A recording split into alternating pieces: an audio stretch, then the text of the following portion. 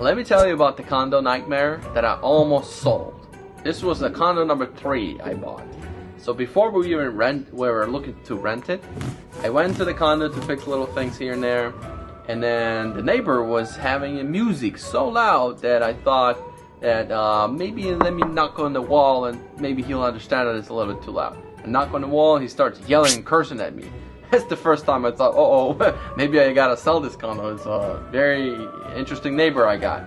The second time, we couldn't even rent it. I couldn't, it was like 3 months for me to rent. I started with $13.50, $13, $12.50, $200, $11.50. I rented for $10.50. Like I was expecting $13.50. So my cash flow is 50 bucks. So my net cash flow is $50 a month. I finally found a tenant. 2 months later, she started texting me somebody scratching her car.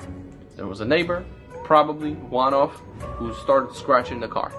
Then somebody cut her tires. She's leaving. She says, I can't take that no more.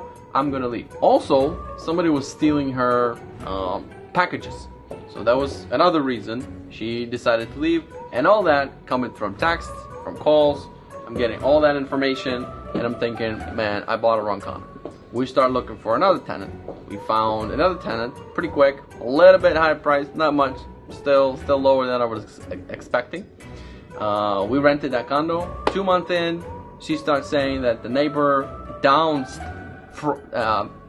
below that condo starts knocking on the ceiling, which is the floor of my condo, and yelling at them because they're walking too loud. Stealing packages, and she's texting me all that information. Stealing packages, scratching car. There was a note on the door, and all that information. They were like this much from leaving and moving out. Finally, that tenant moves out, and a condo gets sold. Somebody else moves in. Now everything's okay with that tenant. So now it's been 1.5 years since I'm getting all this stuff. The neighbor next door, he becomes a little crazy or something. He starts knocking on walls. He starts knocking on the hallway doors, making holes. The mailbox in the hallway, in the lobby, he ripped that. He damaged that. I'm on the phone with the management all the time. It was just horrible. And then finally, that guy I think moved out, and so now it's been quiet.